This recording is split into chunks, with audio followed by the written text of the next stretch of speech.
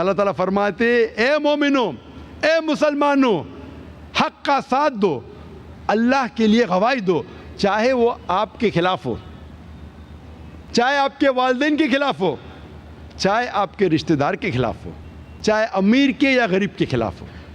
مطلب اپنے خلاف بھی اگر حق کی بات کرے، اگر آپ کا نقصان بھی ہو پھر بھی حق کی بات کرو، اللہ کا ساتھ دو۔ چاہے آپ کے والدین کے خلاف ہو، اللہ کا ساتھ دو۔ چاہے آپ کے رشتہ دار کا خلاف ہو، اللہ کا ساتھ دو۔ چاہے امیر یا غریب کے خلاف ہو، امیر کے خلاف بھی دینا پڑا تو اللہ کے لیے امیر کے خلاف گواہی دو۔ یہ تو میں سمجھتا تھا امیر کے خلاف، اور امیر کے خلاف تو کیا ہوا، گواہی دینا چاہیے۔ لیکن جب ایک تفسیر پڑھا مجھے پتا چلا، جب اللہ تعالیٰ کہتے امیر یا غریب، ہمارے ذہن میں آتا ہے کیا امیر کے خلاف بھی گواہی دیں گے ہم، لیکن امیر کے خلاف تو دینا پڑے تو دو، لیکن اگر آپ سوچتے غریب انسان ہے اس کا کون دیکھ بھال کرے گا، چلو میں جھوٹی گواہی غریب کے فیور میں دوں، وہ بھی حرام ہے، کیونکہ لکھا ہے کہ اللہ تعالیٰ دونوں کی حفاظت کرتے، چاہے امیر ہو چاہے غریب۔ مطلب صرف امیر کے خلاف مت دو، لیکن غریب کے خلاف بھی اگر دینا پڑا حق کی گواہی، اب یہ نہیں سوچ سکتے ارے غریب انسان ہے اس کے ساتھ کون ہے تو میں جھوٹی گواہی اس کے فیور میں دو، اس کے حق میں دو، غلط ہے۔ جھوٹی گواہی غریب سمجھ کے دینا وہ بھی غلط ہے، کیونکہ اللہ تعالیٰ سب کا دیکھ بھال کرتا ہے، چاہے امیر ہو یا غریب ہو، کالا ہو یا گورا ہو، عورت ہو یا آدمی ہو۔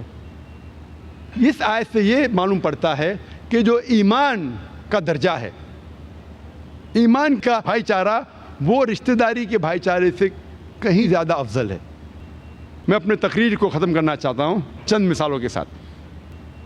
قرآن مجید میں کئی مثالیں ہیں جس میں ہمیں پتہ چلتا ہے کس طریقے سے ہمارے پیغمبروں نے ایمان کے بھائی چارے کے لیے رشتہ داری کی قدر نہیں کی۔ سب سے بہترین مثال ہے نوح علیہ السلام کی، جس کا ذکر آتا ہے سورہ ہود میں، سورہ نمبر 11 آیت نمبر 45 سے آیت نمبر 49 تک۔ اور ہمیں بیک گراؤنڈ پتہ ہے نوح علیہ السلام کے بارے میں کہ نوح علیہ السلام اللہ کے پیغمبر تھے، انہیں وحی آئی تھی کہ بارش ہونے والی ہے تو آپ ایک ناؤ بناؤ۔ وہ لوگوں سے پیغام دیتے، اکثر لوگ نہیں مانتے، ان میں سے ان کا بیٹا بھی نہیں مانتا، بولتا ہے بارش اس ڈیزرٹ میں، اس صحرے میں ممکن ہی نہیں، اور آ بھی گئی تو میں پہاڑی کی چوٹی پہ جا کے بیٹھ جاؤں گا، اتنا اونچا پانی تو آ ہی نہیں سکتا ہے۔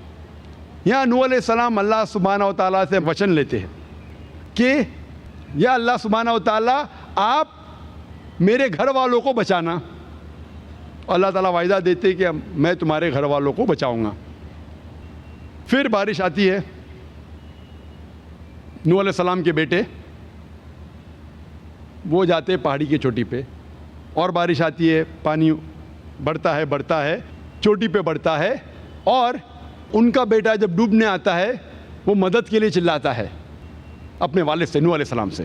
تو نوح علیہ السلام اللہ کی طرف دیکھ کے کہتے ہیں اور ان کو وعدہ یاد دلاتے کہ تو نے وعدہ کیا تھا کہ تو میرے گھر والوں کو بچائیں گا۔ اللہ تعالیٰ وہی نازل کرتے ہیں تیرا بیٹا تیرا گھر والا نہیں ہے، تیرا بیٹا تیرا گھر والا نہیں ہے۔ مطلب ایمان کی جو بنیاد ہے وہ رشتہ داری سے کئی زیادہ عظیم ہے۔ تو اللہ تعالیٰ یہ فرماتے ایمان والے تیرے گھر والے ہیں، تیرا بیٹا تیرا گھر والا نہیں ہے۔